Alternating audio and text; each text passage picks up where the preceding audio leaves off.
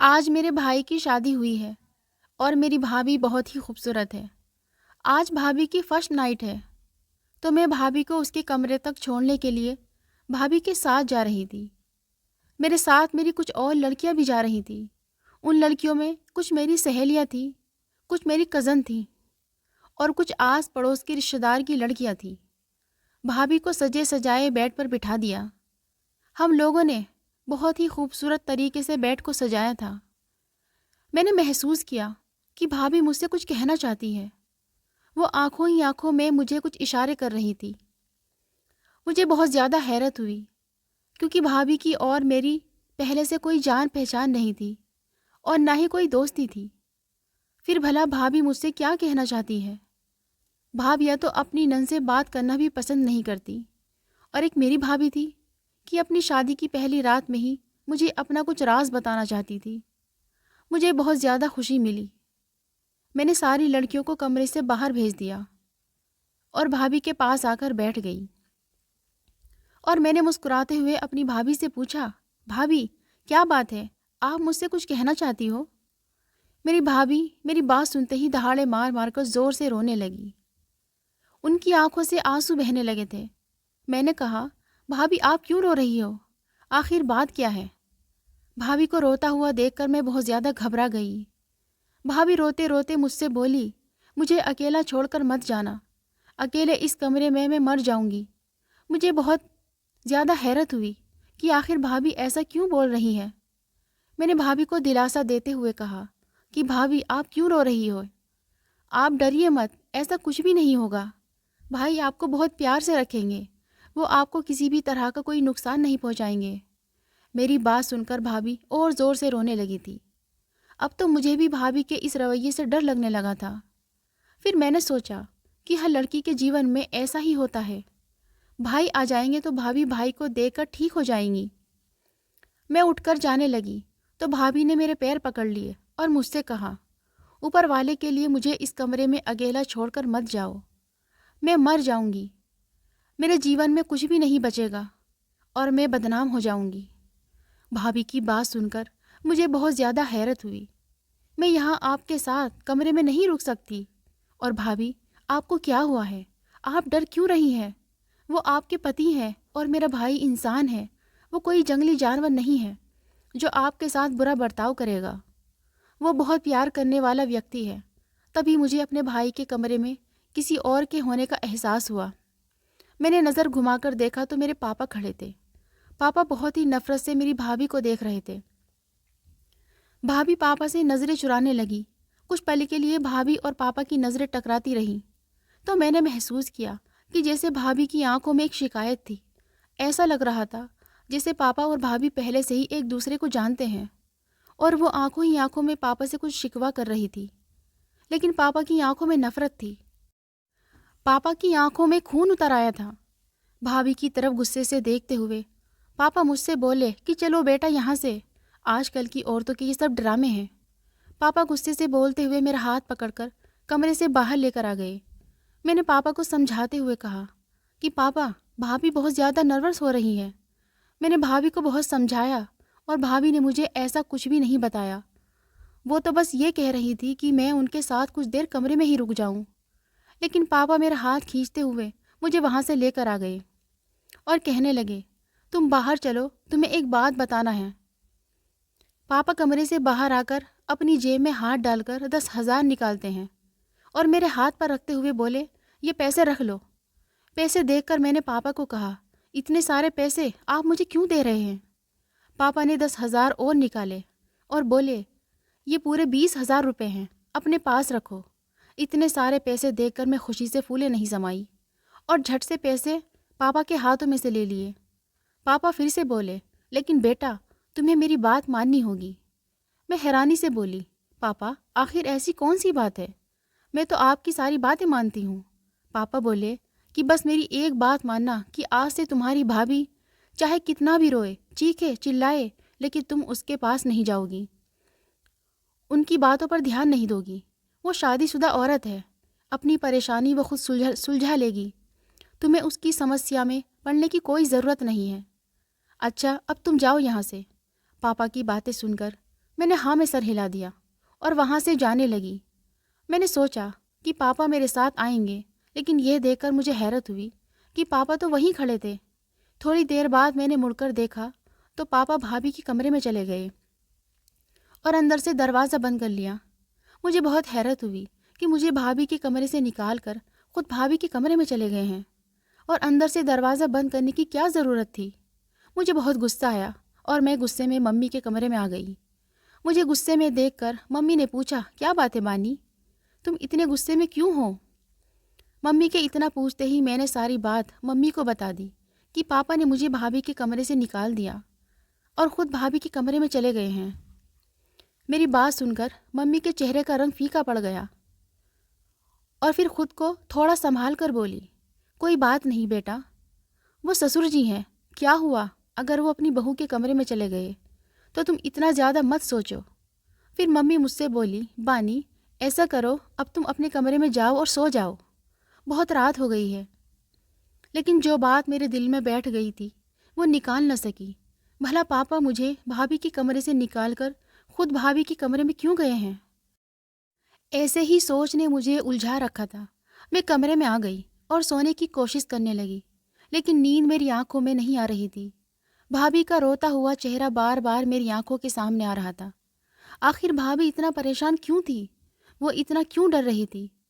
मुझे प्यास लगी थी तो पानी पीने के इरादे से मैं बाहर किचन में आई। बाहर हॉल में देखा तो भाई सोफे पर बैठे हुए थे, कुछ परेशान दिख रहे थे और सिगरेट पी रहे थे।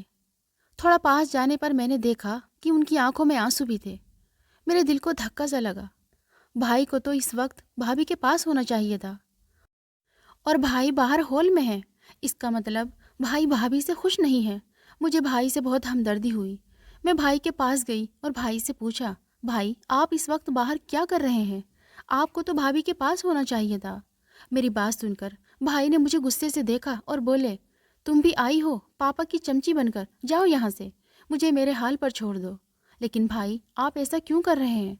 मुझे पापा ने नहीं भेजा है, मैंने तो आपको परेशान देखा है इसलिए चली आई। भाई गुस्से से बोले, चली जाओ यहाँ से। मेरी आंखों में आंसू आ गए। मैं वहाँ से पलटने ही वाली थी कि तभी भाई बोले, अच्छा सुनो, किचन से माचिस ला दो। मुझे लगा शायद भाई को सिगरेट जलानी होगी इसलिए माचिस मांग रहे हैं। मैंने किचन से माचिस लाकर भाई को दे दी, लेकिन ये क्या, भाई की हरकत देखकर मैं दंग रह गई। भाई तो पापा के दिए हुए गिफ्ट को जलाने लगे। पापा ने भाई को एक बहुत ही प्यारी सी शेरवानी गिफ्ट की थी शादी में पहनने के लिए, और भाई वही शेरवानी जला रहे थे। मैं एकदम हक्का बक्का सी रह गई। जल्दी से आगे बढ़ी और आग को बुझाने की कोशिश करने लगी। आग बुझाते बुझाते मैं बोली, भाई आप ये क्या कर रहे हैं? पापा ने इतने प्यार से आपको गिफ्ट किया है और आप इसे क्यों जला रहे हैं? तभी भाई अचानक गुस्से से मुझसे बोले, बानी चली जाओ यहाँ से, मुझसे कोई भी सवाल जवाब करने की ज़रूरत नहीं है, अभी के अभी मेरी आंखों के सामने से चली जाओ। भाई का गुस्सा देखकर मैं थर थर काँपने लगी और रोते हुए अपने कमरे में आ गई। पूरी रात मुझे नींद नहीं आई। कहीं 6 बजे जाकर मेरी आंख लगी, लेकिन सुबह 7 बजे मेरी आंख फिर से खुल गई थी। बाहर आई तो देखा पापा बहुत ही सादगी से सोफे पर बैठे हुए थे। मुझे देखते ही बोले, मैं तो अपनी बहू के लिए नाश्ता बनाने जा रहा हूँ। असली बेटियाँ तो बहुएं होती हैं, बेटियाँ तो पराया धन होती है। पापा के पीछे पीछे मैं किचन में आई तो देखा पापा सचमुच भाभी के लिए नाश्ता बना रहे थे। मुझे देखकर हैरत हुई और पापा को भाभी की इतनी फिक्र क्यों है? मैं पापा से बोली, पापा आप भाभी के लिए नाश्ता क्यों बना रहे हो और आपको भाभी की इतनी फिक्र क्यों हो रही है? मेरी बात सुनकर पापा बोले, वो मेरे बेटे की पत्नी है, अगर मुझे उसकी फिक्र नहीं होगी तो किसकी होगी? तुम्हारी माँ तो वैसे ही जहर उगलती रहती है, क्या भरोसा नई बहू को नाश्ता बनाकर दे या नहीं। इतने में मम्मी भी आ गई। वो कुछ परेशान सी लग रही थी।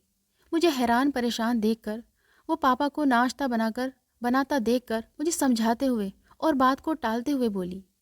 मेरी माँ मुझे कहने लगी, बानी बेटा तुम ऐसा करो, बाहर जाकर इंतज़ार करो, मैं तुम्हारे लिए नाश्ता बनाकर लाती हूँ।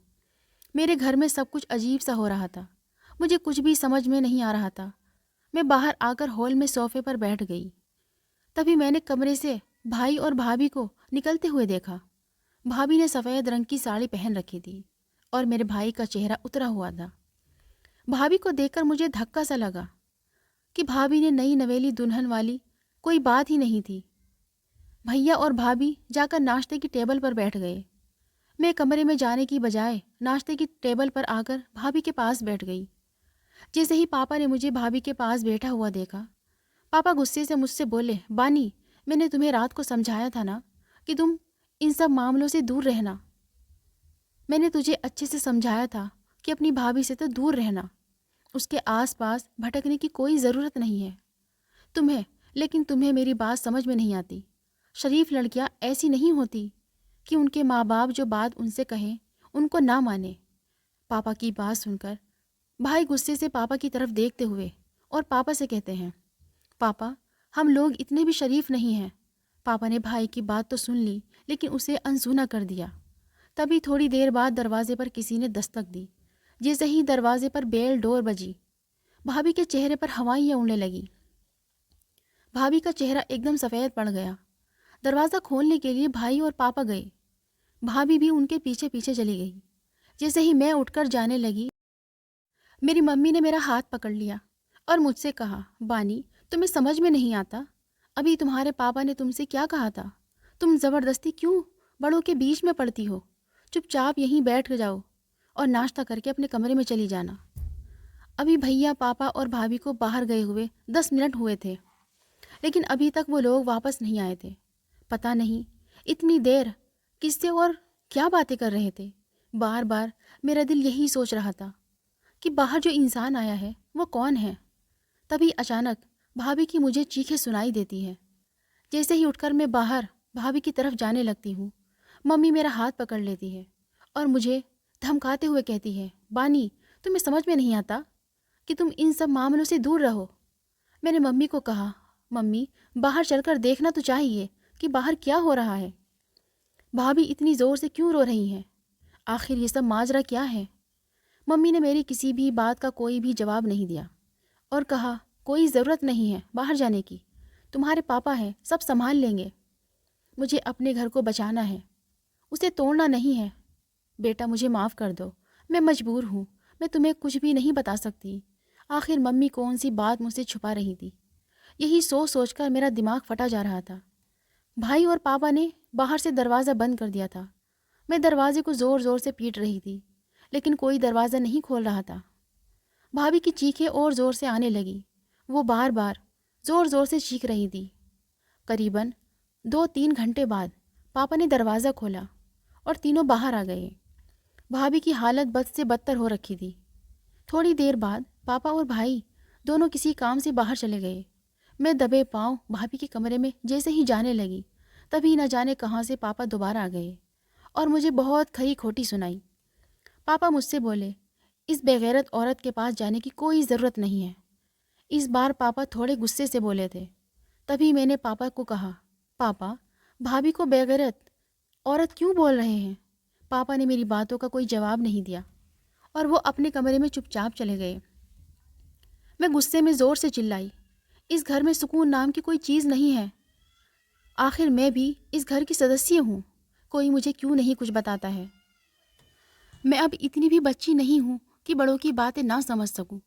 मेरे भाई का भी सारा दिन चेहरा उतरा हुआ रहता और उनकी आंखें सूजी सूजी रहती। शायद भाई भाभी को लेकर बहुत रोते थे।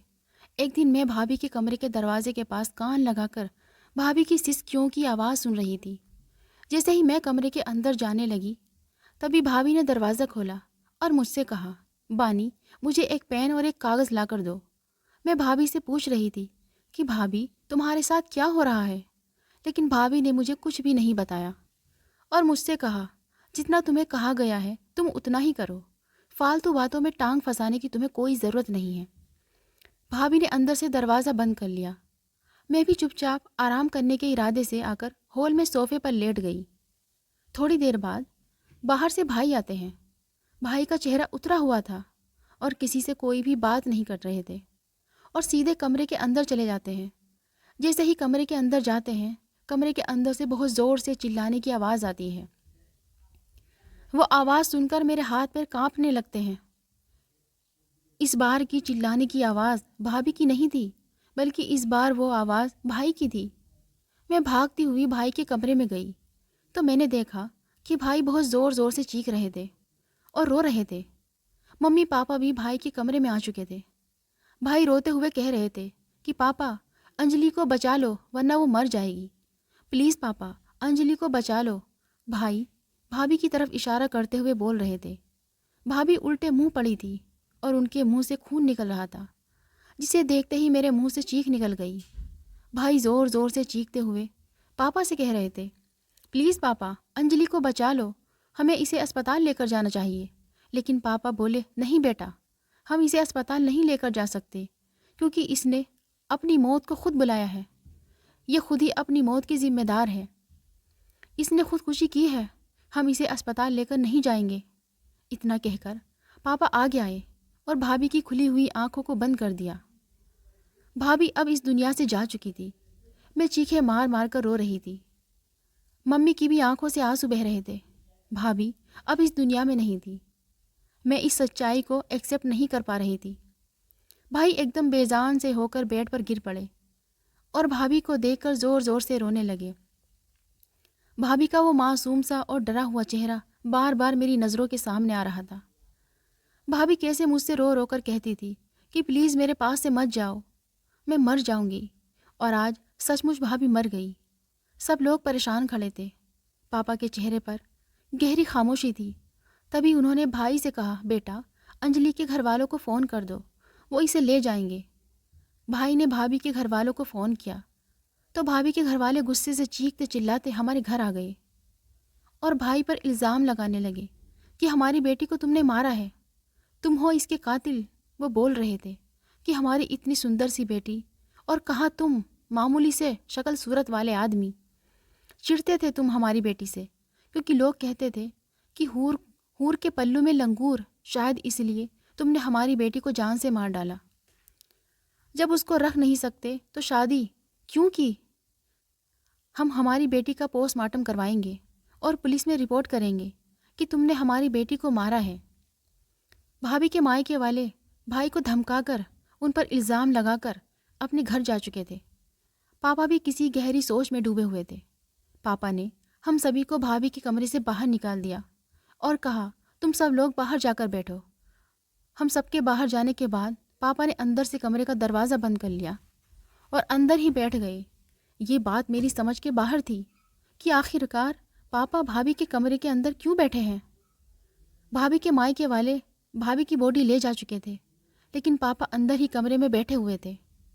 ना बाहर आ रहे थे, ना किसी को अंदर आने दे रहे थे। कुछ ही देर में हमारे घर पर पुलिस आ गई और पापा घर के किसी भी सदस्य को अंदर नहीं आने दे रहे थे, लेकिन पुलिस को अंदर आने दिया। पता नहीं, पापा पुलिस को कमरे में घूम घूम कर सारी चीज़ें दिखा रहे थे। पुलिस सारे कमरे की तलाशी लेने के बाद जा चुकी थी। मम्मी और भाई का रो रो कर बुरा हाल हो चुका था। भाई पापा भी चुपचाप से बैठे थे। आखिर मुझसे रहा नहीं गया तो मैं गुस्से से फटकर बोली, तुम लोग मुझे कुछ बताते क्यों नहीं हो? घर में ये सब क्या चल रहा है? मुझे कुछ भी मालूम नहीं है। अब मैं इतनी भी बच्ची नहीं हूँ कि घर के मामले में दखल न दूँ। मेरी भी शादी की उम्र है, मुझे भी हक है घर में क्या हो रहा है, क्या नहीं है, ये सब कुछ जानने का। और आप लोग हो कि मुझे कुछ बताते ही नहीं हो। पापा कुछ देर तक मेरी तरफ देखते रहे, फिर हाथ पकड़कर मुझे अपने पास बिठाकर बोले, बानी, मैं तुम्हें सब कुछ बताता हूँ। ये कहते हुए पापा ने एक चिट्ठी मेरी तरफ बढ़ा दी।